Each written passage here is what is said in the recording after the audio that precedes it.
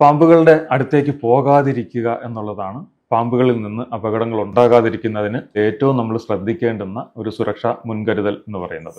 നമസ്കാരം, ഞാൻ മുഹമ്മദ് അൻവർ, വനംവകുപ്പിലെ അസിസ്റ്റന്റ് കൺസർവേറ്ററാണ്.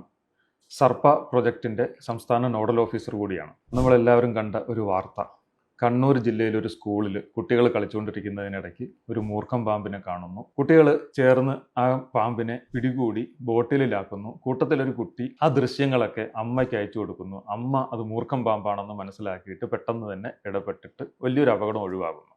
വലിയൊരു അപകടത്തിൽ നിന്നാണ് തലനാരിഴയ്ക്ക് ആ കുട്ടികൾ രക്ഷപ്പെട്ടത്. പാമ്പുകൾ നമ്മൾ താമസിക്കുന്ന സ്ഥലങ്ങളിലും ഗ്രാമപ്രദേശങ്ങളിലും പട്ടണങ്ങളിലും നമ്മുടെ വീടിന് പരിസരത്തൊക്കെ കാണപ്പെടുന്ന ജീവികളാണ്. പാമ്പുകളുടെ അടുത്തേക്ക് പോകാതിരിക്കുക എന്നുള്ളതാണ് പാമ്പുകളിൽ നിന്ന് അപകടങ്ങൾ ഉണ്ടാകാതിരിക്കുന്നതിന് ഏറ്റവും നമ്മൾ ശ്രദ്ധിക്കേണ്ടുന്ന ഒരു സുരക്ഷാ മുൻകരുതൽ എന്ന് പറയുന്നത്. പാമ്പുകൾ വിഷമുള്ളതാണോ വിഷമില്ലാത്തതാണോ എന്ന് തിരിച്ചറിയാൻ പലപ്പോഴും ബുദ്ധിമുട്ടായിരിക്കും. പാമ്പുകളുടെ കാര്യത്തിൽ അതിൻ്റെ കൃത്യമായ ഐഡന്റിഫിക്കേഷൻ നടത്താൻ കഴിയുന്നത് ആ ഒരു രംഗത്ത് എക്സ്പെർട്ടൈസ് ഉള്ള ആൾക്കാർക്ക് മാത്രമായിരിക്കും. ലുക്കലൈക്സ് ഒരുപാടുണ്ട്. വെള്ളിക്കെട്ടനെ പോലിരിക്കുന്ന വിഷമില്ലാത്ത ഒരുപാട് പാമ്പുകളുണ്ട്. മൂർഖം പാമ്പ് തന്നെ പത്തിയെടുക്കാതെ നിലത്തുകൂടി ഇഴഞ്ഞു പോവുകയാണെങ്കിൽ ചേരയെ പോലിരിക്കും. അപ്പോൾ വിഷമുള്ളതാണോ ഇല്ലാത്തതാണോ എന്നൊക്കെയുള്ള കൺഫ്യൂഷൻസ് ഉണ്ടെങ്കിൽ ഒരു കാരണവശാലും പാമ്പുകളുടെ അടുത്തേക്ക് പോകാതിരിക്കുക എന്നുള്ളതാണ് ഏറ്റവും പ്രധാനപ്പെട്ട ഒരു സുരക്ഷാ മുൻകരുതൽ എന്ന് പറയുന്നത്.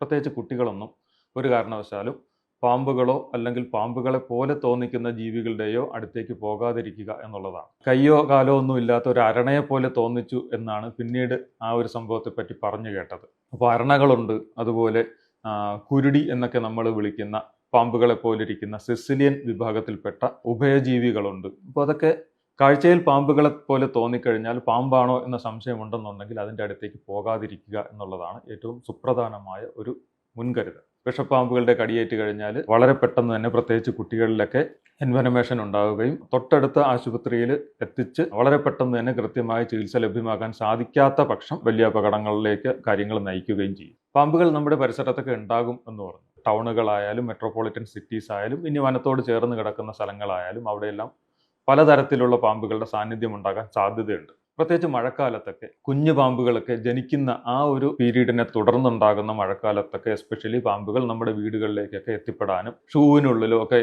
അതുപോലെ ചെടിച്ചട്ടിക്കുള്ളിലോ ഒക്കെ കയറിയിരിക്കാനൊക്കെയുള്ള സാധ്യതയുണ്ട്. അപ്പോൾ കുട്ടികൾക്ക് എപ്പോഴും നമ്മൾ കൊടുക്കേണ്ട ഒരു സുരക്ഷാ മുൻകരുതൽ എന്ന് പറയുന്നത്, സ്കൂൾ ബസ് വരുന്ന ആ സമയത്തായിരിക്കും പെട്ടെന്ന് ഷൂ എടുത്തിട്ടിട്ട് ഇറങ്ങി ഓടി പോകുന്നത്. ഷൂ ധരിക്കുന്നതിന് മുന്നേ അതിനകത്ത് എന്തെങ്കിലും ചെറിയ പാമ്പിൻ കുഞ്ഞുങ്ങളോ മറ്റോ ഇരിപ്പുണ്ടോ എന്നൊന്ന് തട്ടി നോക്കിയിട്ട് മാത്രം അത് ധരിക്കാൻ വേണ്ടിയുള്ളൊരു നിർദ്ദേശം ആദ്യമേ കുട്ടികൾക്ക് കൊടുക്കുക എന്നുള്ളതാണ്. വീടിനുള്ളിലേക്ക് പാമ്പുകൾ കയറി വരാതിരിക്കാൻ വേണ്ടിയിട്ട് എപ്പോഴും വീടിൻ്റെ മുൻവാതിലിനും പിൻവാതിലിനും താഴെ ഗ്യാപ്പ് ഉണ്ടോ എന്നുള്ളൊരു കാര്യം ശ്രദ്ധിക്കുക.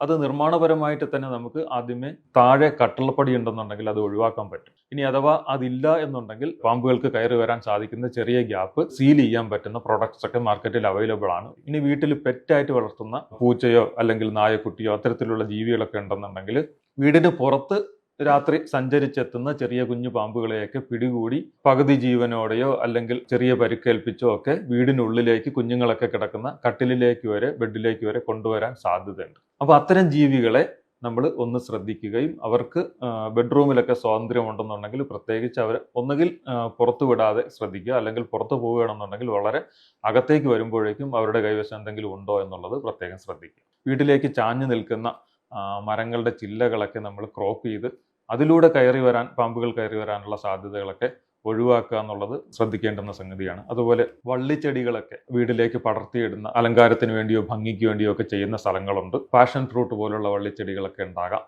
അതിലൂടെയൊക്കെ ചെറിയ പാമ്പുകൾക്കൊക്കെ കയറി വീട്ടിലേക്ക് വരാനുള്ള സാധ്യതയുണ്ട്. അപ്പോൾ അത്തരം വള്ളികളൊക്കെ ക്രോപ്പ് ചെയ്ത് അതിനെ പരിപാലിക്കുക എന്നുള്ളതാണ്. പിന്നെ കുട്ടികൾ ഒറ്റയ്ക്കാണെന്നുണ്ടെങ്കിൽ പിന്നെയും പ്രത്യേകിച്ച് ശ്രദ്ധിക്കും.